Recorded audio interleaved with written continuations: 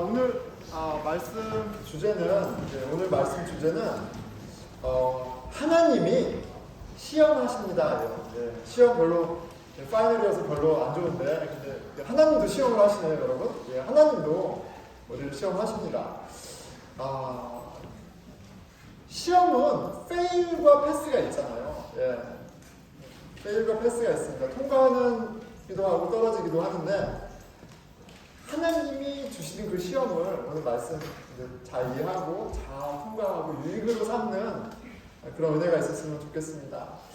이렇게 그리스도인으로 살다 보면 곤란한 질문을 받을 때가 있어요. 참 어려운 질문을 받을 때가 있습니다. 이런 거죠.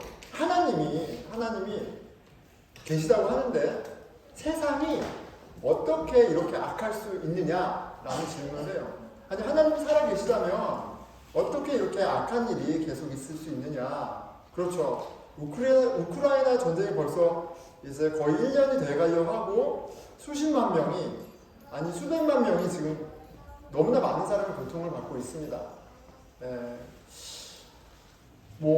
그것만이 아니라 우크라이나 사건은 너무 커서 우리가 이제 뉴스를 통해 접하지만 알려지지 않는 많은 분쟁과 또 사건 사고들이 차고 넘칩니다.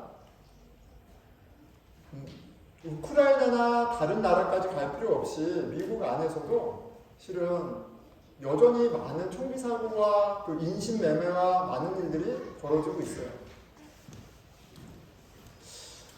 미국 같은 경우에도 그 휴먼 트래피킹이 인신매매가 20만 명이라고 얘기를 해요. 믿겨지지 않는 숫자죠. 누군가는 딸을, 아들을 인신매매로 세퍼레이트 되는, 그리고 참 그런 안타까운 일이 있고 있습니다. 어떻게 이렇게 악한 일이 여기저기에 너무나도 많이 일어나는 걸까? 세상에 만연한 악은 어제 오늘의 이야기는 아니었던 것 같아요. 전도자가 말합니다. 나는 세상에서 또 다른 것을 보았다. 재판하는 곳에 악이 있고 공의가 있어야 할 곳에 악이 있다.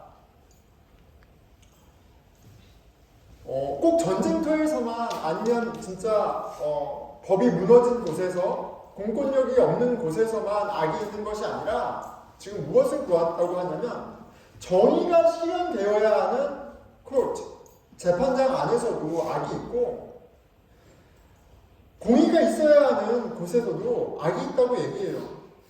재판장이, 저치가 강한 자 편에 서서 정의를 구부리고 정의를 지켜야 하는 경찰들이 오히려 불쾌하고 이런 경우가 있는 거죠.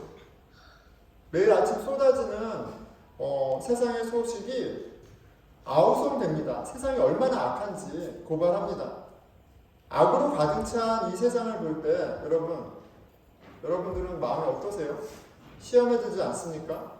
정말로 정의로운 하나님, 사랑의 하나님이 살아계시다면 어떻게 이렇게 많은 악과 그로 말미암아 고통받는 사람들이 있을 수 있냐는 거예요. 꼭 남 얘기만은 아닙니다. 우리에게도 억울한 일이 찾아오죠. 내가 동양인이라는 이유 하나만으로 나를 업신여기고 무시하는 그런 사람을 겪기도 하고요. 그것이 카페가 됐든 마켓이 됐든 그런 경험을 합니다. 학교와 직장도 안전하지 않죠. 나를 들들 볶는 교수와 슈퍼바이저, 상사가 있습니다. 하나님이 계시다면 어떻게 나에게 이런 악한 일이 있을 수 있을까 질문하게 돼요. 자, 여러분들은 어떻게 대답하시겠어요? 하나님이 살아계시면 어떻게 이런 일이 있을 수 있어? 라고 질문한다면 그럼 어떻게 대답하시겠어요? 쉬운 질문은 아니죠. 근데 하나님이 시험을 하고 계세요. 목사님, 하나님 우리를 어떻게 시험하십니까? 그런데 시험하실 수 있어요. 시험이 괴롭지만 꼭 나쁜 것이 아닌 것처럼요. 시험하실 수 있습니다. 테스트 없이요, 시험 없이 우리의 실력을 확인할 수 없고 실력을 쌓을 수 없어요. 우리의 신앙도 마찬가지인 부분이 있습니다. 오늘 말씀을 통해서 한 가지는 분명히 알았으면 좋겠어요. 하나님이 시험하십니다. 하나님 보시기에 우리에게 시험이 유익하고 필요한 것이라면 시험하는 것이 당연합니다. 하나님이 시험하십니다. 그런데 이 시험에 목적이 있어요. 그 목적을 잘 이해하고 잘 통과하는 저와 여러분이 되기를 기도합니다.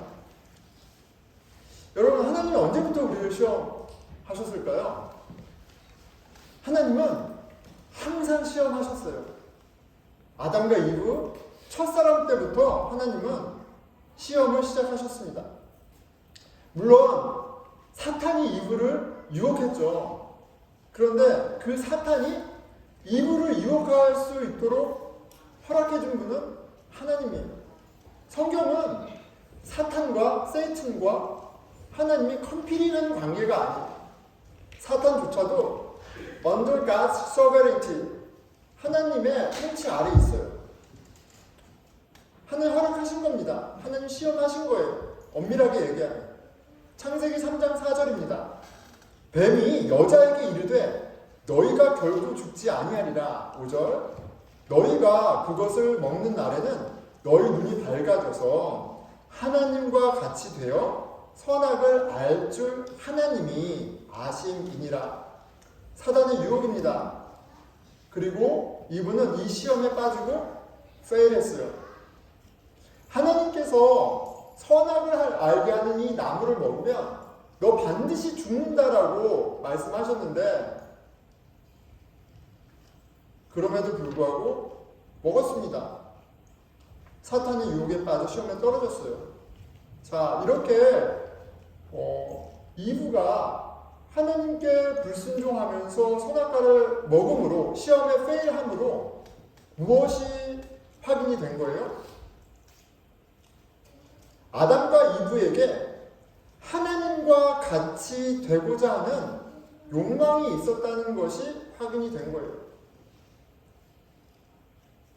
하나님과 경쟁하는, 아니 하나님과 더 하나님 위에 서고자 하는 그 악이 아담과 이브 마음 가운데 있다는 것이 시험 가운데 폭로되었어요. 한 레이어 안으로 들어가면 하나님의 선하심을 이브가 아담이 신뢰하지 않았다는 그들의 불신앙이 그 시험 가운데 드러났습니다. 첫 사람 아담과 이브, 하나님과의 관계는 이 시험 전까지는 어때요? 괜찮아 보였어요. 문제가 없어 보였어요. 시험이 오기 전까지는 괜찮았어요. 하지만 시험 가운데 아담과 이브 하나님과의 그 관계의 뎁스가, 깊이가 어떠했는지가 폭로된 거예요. 아담과 이브에게 에덴 동산에서 하나님은 어떤 분이었냐면 그들의 안락한 삶을 위해 필요한 나쁘지 않은 파트너 내지는 서포터 정도였어요. 그들이 신뢰하고 복종해야 하는 왕이 아니었어요. 그들이 하나님을 정말로 신뢰하고 왕으로 복종하는 대상으로 정말 믿었다면 이런 시험을 페일할 수 없죠. 그런데 페일한 건 그들이 그렇게 하나님을 여기지 않았다라는 반증이 돼요. 아담과 이브의 범죄로 하나님과의 관계가 깨졌습니다. 그런데 이것은 시험 자체가 문제가 아니라 사단이 문제가 아니라 사단이 시험했으니까 넘어졌다 이런 1차원적인 문제가 아니라 더 깊은 차원에 그들이 갖고 있었던 하나님에 대한 불신과 하나님을 제대로 알지 못하는 무지가 그들의 신앙이 문제였어요. 그렇게 관계가 깨어지고 나서부터 하나님이 이 관계를 회복시키기 위해 어떤 일을 하셨는지가 성경의 모든 내용이에요. 그리고 그 정점이 예수 그리스도죠. 구약의 모든 내용은 실은 두 가지 면에서 하나님의 열심을 보여줍니다. 첫 번째는 하나님이 시험을 통해 얼마나 인간이 우리가 신뢰할 만한 존재가 아닌지 스스로 경험하고 깨닫게 하시고요. 다른 한편으로는 은혜를 통해 당신이 얼마나 신뢰할 만한 분이신지를 경험하게 하십니다. 그 이야기는 창세기 12장 믿음의 조상 아브라함으로부터 시작돼요. 12장에 아브라함이 등장합니다. 하나님 말씀에 순종해서 본토 아비의 땅에 떠나 약속의 땅으로 믿음의 여정을 떠나 아브라함이 등장한다고요. 그는 가나안 땅에 와서 하나님의 축복을 받고 단을 쌓고 제사를 드립니다. 그렇지만 거기에 무엇이 찾아왔어요? 기근이 찾아왔어요. 기근이. 어려움이 찾아왔습니다. 그러자 12장 9절에 점점 남방으로 옮겨갔더라. 기근이 찾아오자, 어려움이 찾아오자 점점 이사를 갑니다. 조금 더 나은 환경으로 이사를 갑니다. 가다가 어디까지 가요? 저 아래 이집트까지 갑니다. 여러분, 아브라함이 정말 믿음의 사람이면, 믿음의 조상다우려면 기근 가운데 이사 가야 돼요? 말아야 돼요? 이사 가면 안 되죠. 하나님 축복해 주신다고 그랬는데 어딜 가요? 기근이 있어도 끝까지 견뎌야죠. 하지만 매해 장사 없습니다. 시험 가운데 계속 남방으로 점점 남방으로 옮겨갑니다. 이집트까지 내려가 그곳에서 하나님을 의뢰하며 경건하게 살았더라가 아니라 이집트 왕의 눈치를 보며 급기야 아내를 누이라고 속입니다. 13절이에요. 원하건대 그대는 아내에게 얘기하는 거죠. 나의 누이라. 친척은 맞습니다. 그러면 내가 그대로 말미암아 안전하고 내 목숨이 그대로 말미암아 보존되리라 하니라. 그대로 말미암아 안전하고 그대로 말미암아 보존하리라. 이거는 실은 신앙적이지 않죠. 우리 신앙인은 누구로 말미암아 안전하고 누구로 말미암아 보존하는 거예요? 하나님으로 말미암아 안전하고 하나님으로 말미암아 보존하는 거예요. 그런데 지금 아브라함이 뭐라고 얘기해요? 내가 당신 덕 좀 봐야겠어. 당신을 방패 삼아서 좀 상황을 극복해 봐야겠어. 그리고 이집트에서 아내라고 소개하지 않고 누이라고 소개를 합니다. 아내에 대한 신의를 저버리고 남편으로서 아내 지키기를 포기한 아브라함. 이런 남편도 아니죠. 쓰레기예요. 아브라함 그렇게 얘기하면 안 됩니까? 팩트예요. 악인입니다. 그런데 이렇게 부부 관계가 깨졌네 정도가 아니죠. 성경에서 부부의 관계는 항상 하나님과 우리의 관계를 레프레젠트 하는 거예요. 아브라함은 아내에게 페이스풀하지 못했을 뿐만 아니라 하나님에게서도 완전히 꽝이었어요. 하나님을 배신한 겁니다. 그런데 이게 하나님께서 시험하신 거라는 것에 우리가 주목해 봐야 돼요. 사탄만이 아니라 기근을 누가 보내세요? 하나님이 보내시는 거예요. 하나님이 적극적으로 시험하신다는 사실을 보여주는 증거들은 성경을 읽으면 차고 넘칩니다. 사탄을 보내시건 기근을 보내시건 시험하셔서 하나님은 우리의 신앙 없음을, 우리의 불신앙을 드러내셨습니다.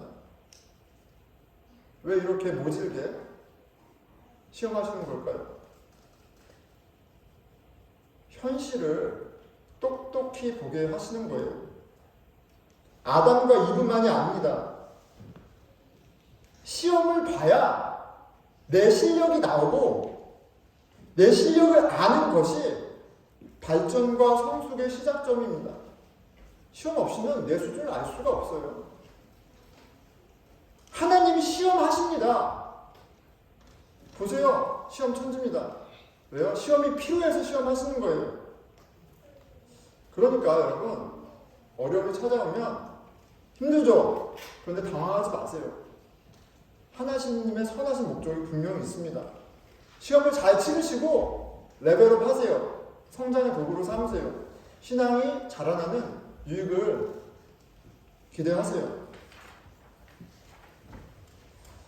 오늘 본문이 시험을 잘 치른 모범생에 답하는 것 같아요. 18절입니다. 아, 이래서 하나님이 시험을 주시는구나. 하나님은 사람이 짐승과 마찬가지라는 것을 깨닫게 하시려고 사람을 시험하신다. 하나님 시험하세요. 분명한 목적이 있습니다. 너나 강아지나 별로 차이 없어 라는 것을 깨닫게 하시려고 시험하세요. 하나님이 없는 인생은 결국 동물하고 같다라는 것을 대면하게 하세요. 하나님이 없는 인생은 결국 무지 속에서 자기 종욕만을 위해 살아가는, 자기 욕종만을 위해 살아가는 동물과 하등 다를 것이 없음을 드러내세요. 자, 그런데 여기서 분명히 알아야 되는 게 있어요. 시험의 목적은요, 우리를 페일하게 떨어뜨리게 하기 위해서, 낙심하게 하기 위해서, 무시하기 위해서 시험을 주시는 게 아니라는 사실이에요. 실력 향상을 위해서 주시는 겁니다. 더 나아지라고. 우리를 넘어뜨리려고 시험하지 않으세요. 그런 맥락에서 야고보서 1장 13절을 이해해야 됩니다. 야고보서 1장 13절에는 전혀 반대되는 말씀을 하세요. 하나님은 친히 아무도 시험하시지 아니하시느니라 이렇게 되어 있어요. 전도서에는 하나님이 시험을 하신대요. 작정하고 하세요.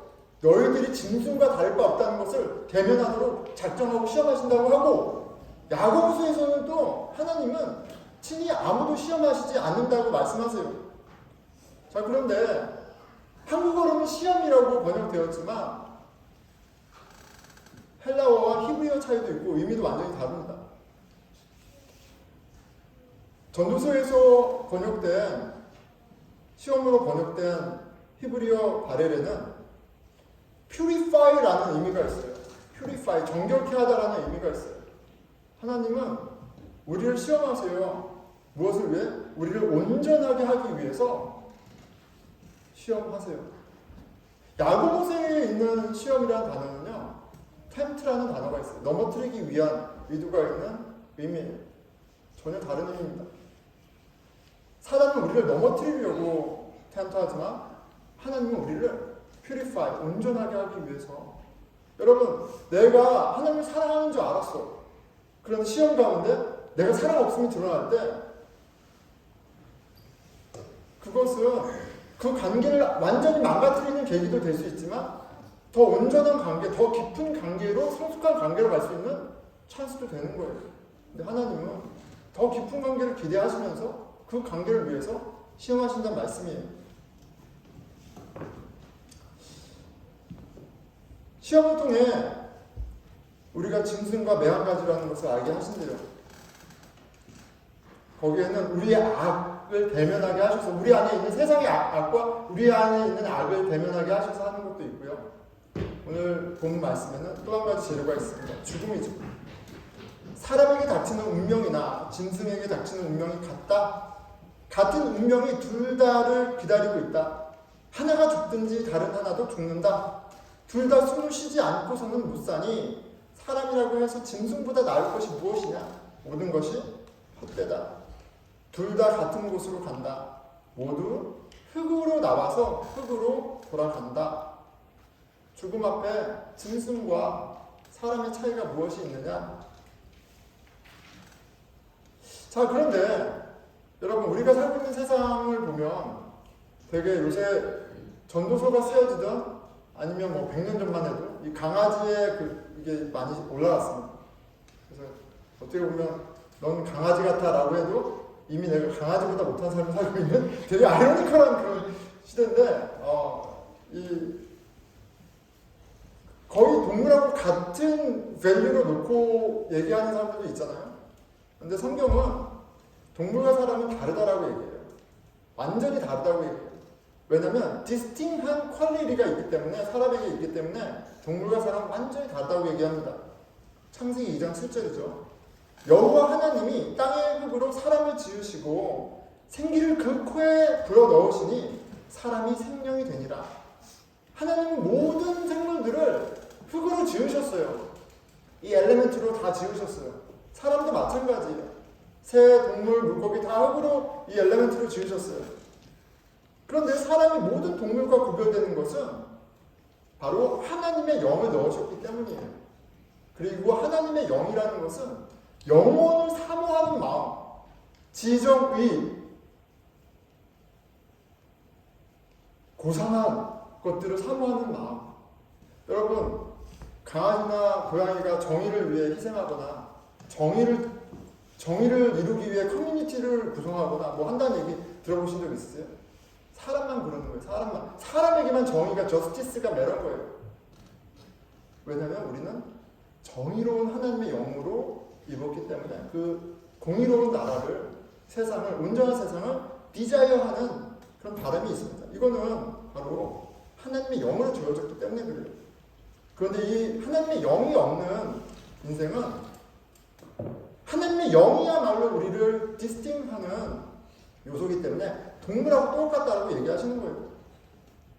하나님과 관계가 없는 인생은 모두 흙으로 돌아가는 동물과 같다고 말씀하세요. 그런데 아이러니가 있죠. 우리는 하나님의 영으로 지어졌기 때문에 영원한 것을, 고상한 것을, 정의를 디자이어하는 그런 마음이 있어요. 그런데 세상은 there is no justice. 정의가 없습니다. 정의가 있다고 하면 아직 세상을 모르는 거죠. 공의가 있어야 할 곳에 악이 있는 이 세상은 참담합니다. 괴리감이 있어요. 정의가 빠져버린 이 세상 가운데 나랑 짐승이랑 뭐가 다른가 하는 질문을 할 수밖에 없습니다. 왜요? 사람에게 정의가 없다면, 영혼을 사모하는 이런 마음이 없다면, 하나님의 나라의 꿈이 없다면 동물과 다를 바가 없기 때문에 그래요. 오히려 불의한 세상이 동물의 왕국보다 더 비참하고 처참한 현실을 매일매일 보며 살아갑니다. 세상에 어떤 동물이 인신매매처럼 다른 새끼동물을 잡아다가 그렇게 합니까? 인간이 더하죠. 불의 가운데 동물보다 못한 인생을 봅니다. 죽음 앞에 인생은 너무 허무합니다. 죽음 앞에 인생이나 짐승이나 다를 바가 없어요. 그리고 이 현실을 제대로 대면했을 때 당황하게 됩니다. 그런데 하나님이 이 현실을 대면하게 하세요. 세상에 정의가 없음을, 이 세상에 정의가 없을 뿐 아니라 너 안에도 의롭이 없음을 하나님이 대면하게 하세요. 관계를 깨트리시든 아니면 세상의 모순을 보게 하시든 어떤 부패를 보게 하시든 그런 것들을 하세요. 그리고 에이징, 나이를 들어감으로써 죽음 앞에 허물을 경험하게 하세요. 그런데 이것이 하나님이 우리에게 주시는 당신으로 부르시는 시험이자 기회라는 말이에요. 우리가 이 짐승과 다를 바 없는 인생의 허무함을 제대로 대면했을 때 우리는 구원자를 찾습니다. 하나님을 정말 간절히 찾게 돼요. 그리고 짐승과 다를 바가 없는, 자격이 없는 나를 구원하신 하나님의 아들 예수님을 진짜 경험하게 됩니다. 이 짐승 이야기를 계속 묵상하면서 짐승과 같은 인생, 하지만 하나님을 만난 이야기가 생각이 났습니다. 바로 마가복음에 나오는 수로보니게 여인의 이야기예요. 여러분, 수로보니게 여인이 등장합니다. 마가복음에 보면 7장에 이렇게 소개되어 있어요. 수로보니게 헬라 여인이 등장해요. 예수님을 찾아온 여인이에요. 어떤 이슈가 있었습니까? 언클린 스피릿, 더러운 귀신 때문에 금쪽 같은 내 딸이 너무나 고통받고 있었어요. 귀신 때문에 너무너무 고통받고 있었단 말이에요. 자기 생명 같은 딸이 이 더러운 귀신에 잡혀 생기를 잃어가고 삶을 못 살고 있어요. 부모가, 엄마가 모든 것을 다 해봤지만 안 된 거예요. 얼마나 애간장이 탑니까? 예수 그리스도의 소식을 들었어요. 예수님을 간절한 마음으로 찾아왔습니다. 7장 25절 26절에 이렇게 찾아온 모습을 보여주고 있어요. 그 발 아래에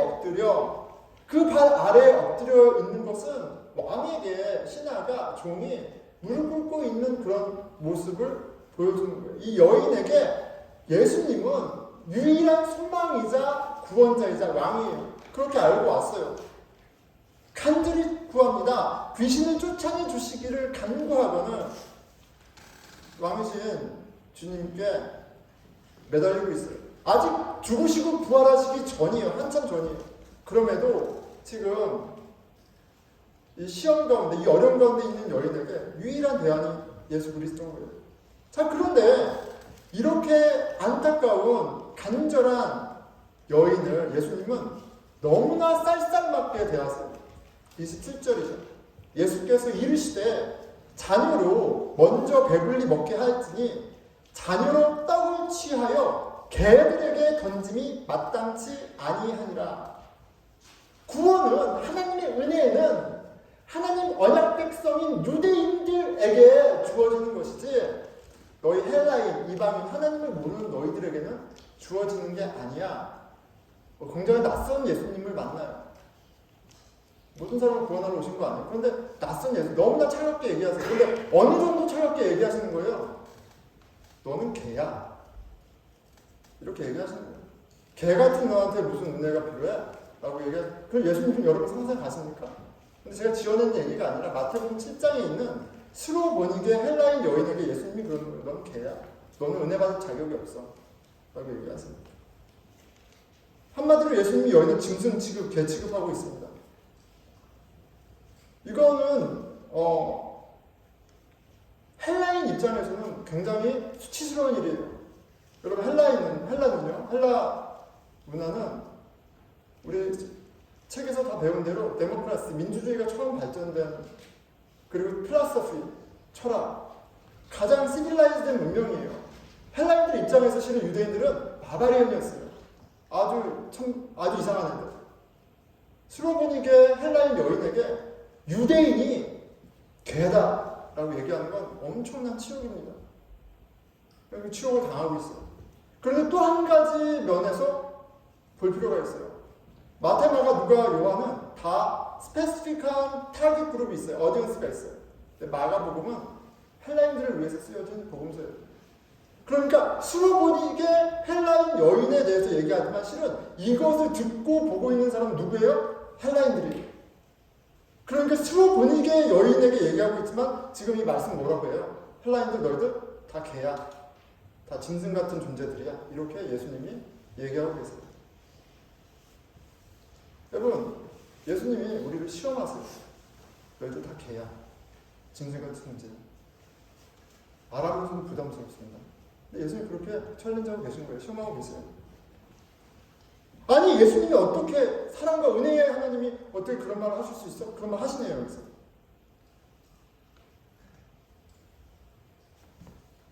예수님의 말씀과 모습에 시험이 듭니다. 이거는 뭐 잘못된 내용 아니야? 이거 어떻게 예수님 일관성이 없네?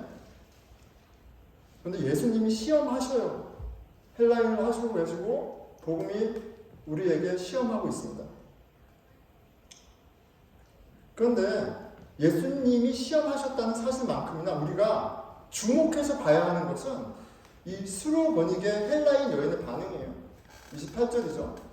여자가 대답하여 이르되 주여 올소이다. 올소이다마는 상 아래 개들도 아이들이 먹던 부스러기, 그 찌끄러기를 먹나이다. 예수님, 제가 개 맞습니다. 제 인생이 개 같은 거 맞습니다. 짐승과 다를 바가 없어요. 짐승과 같이 비참하고 짐승과 같이 소망 없는 게 매한가지 맞습니다. 제가 바라는 것은 찌끄러기처럼 작을지라도 주님의 은혜입니다. 스로보니게 여인이요, 시험을 통과했습니다. 여러분, 원래 모든 인생은 허무한 것이고 원래 짐승과 다를 바가 없습니다. 좀 냉정해지면 좋겠어요.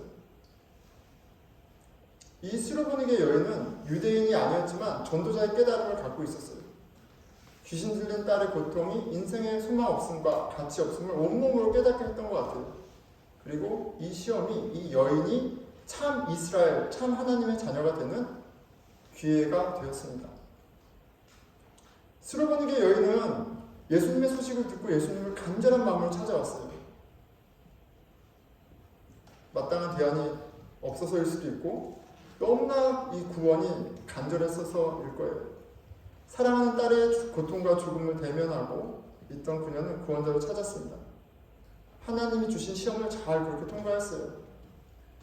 이 세상이 나를 구원해주지 못하고 이 세상에 나의 구원자가 없다라는 사실을 직면하게 하시는 그 시험 가운데 그것이 그녀에게 기회가 돼서 하나님을 찾고 하나님의 은혜를 경험하는 그런 계기가 됐습니다.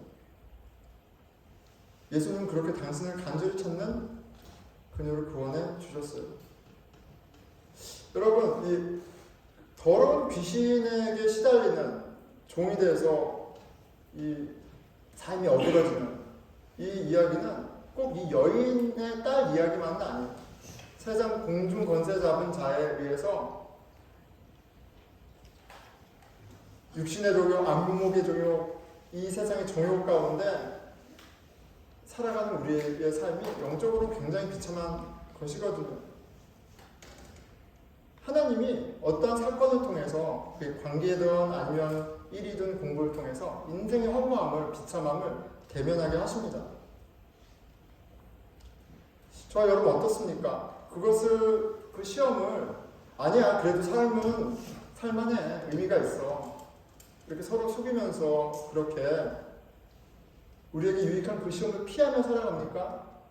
그 시험 잘 받고 그것을 통과해서 유일한 구원 되신 하나님을 간절히 찾고 있으니까 우리의 겉모습과 열심이 어쩌면 교회에 있는 사람들을 가장 속이는지 모르겠어요.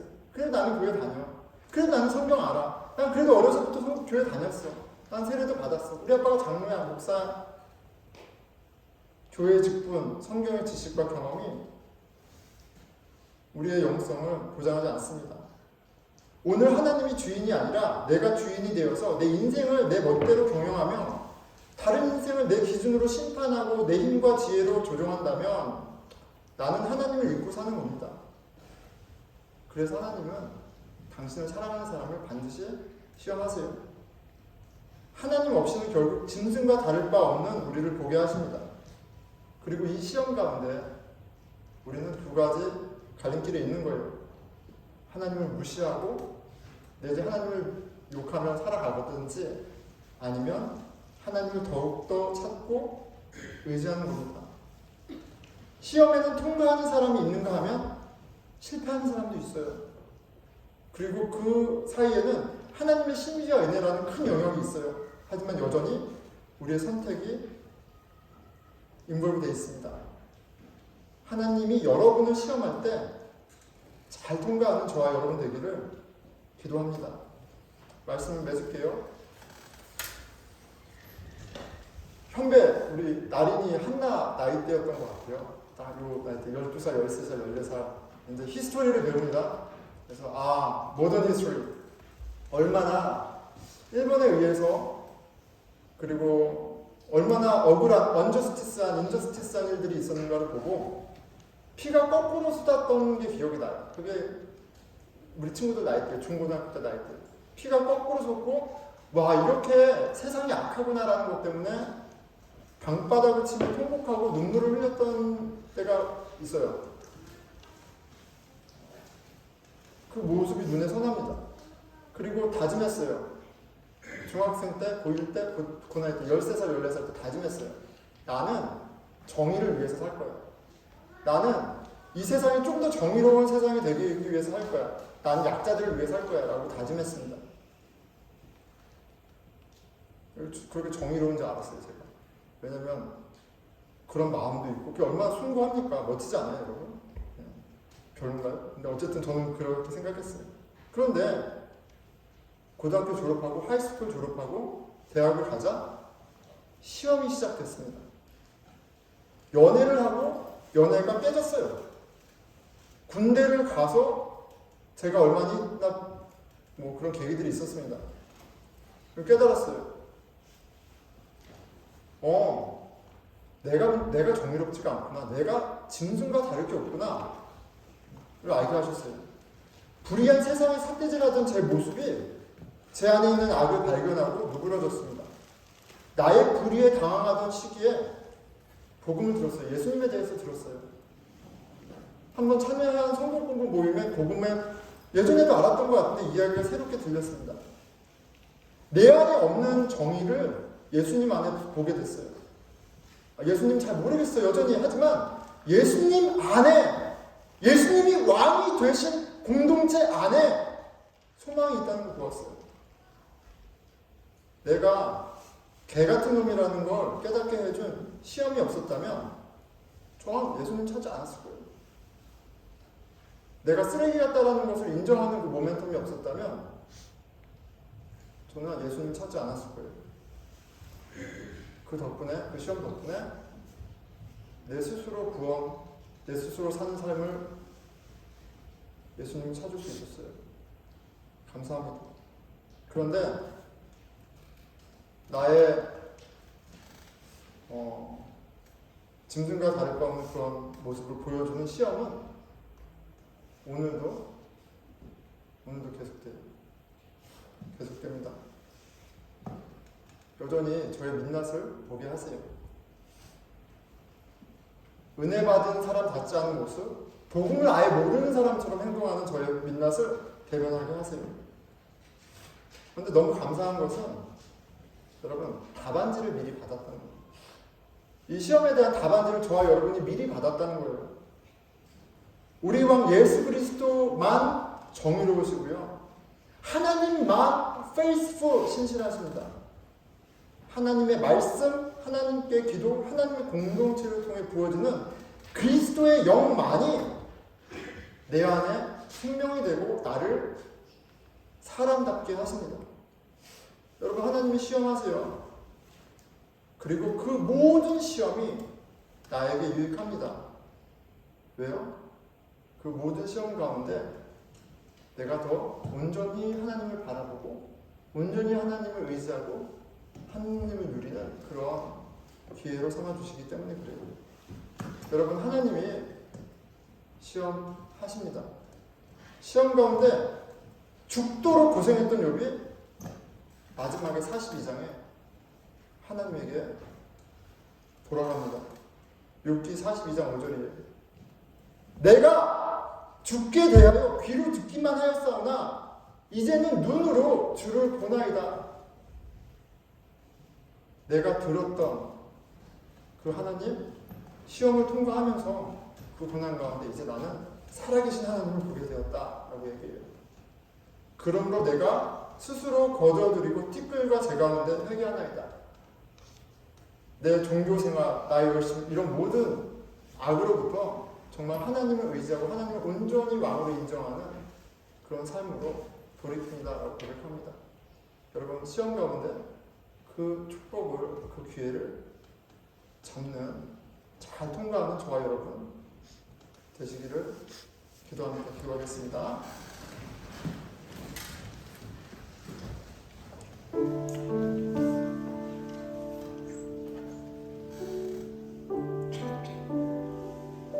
여러분, 시험이 없는 인생이 있나요? 우리 어린 친구들도 시험 있습니다. 어려움이 있어요. 너무나 불의하고 납득되지 않는 부모의 모습이 있죠. 학교의 모습도 있고요. 세상의 모습도 있고요. 그냥 돌아보면 너무 악한 게 천지인 게 이 세상입니다. 근데 하나님이 이것을 허용해 주셨어요. 하나님이 악해서가 아니라 첫째, 우리가 악하기 때문에 이 난리가 난 거예요. 둘째, 하나님은 시험을 통해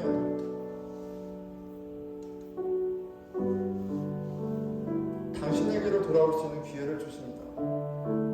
시험 가운데 정답 되신 하나님을 간절히 찾고 만난 저와 여러분 되기를 축원합니다. 기도하겠습니다. 예, 하나님 아버지, 그 시험조차도 하나님의 선하심, 그 계획 가운데 있음을 보게 해주십시오. 시험 가운데 나의 무능이 드러나고 연약함이 드러나고 악함이 드러나지만 하나님의 능력과 하나님의 신실하심과 하나님의 선하심을 더 명확하게, 더 풍성하게 보게 되는 그런 은혜가 있게 해주십시오. 주여,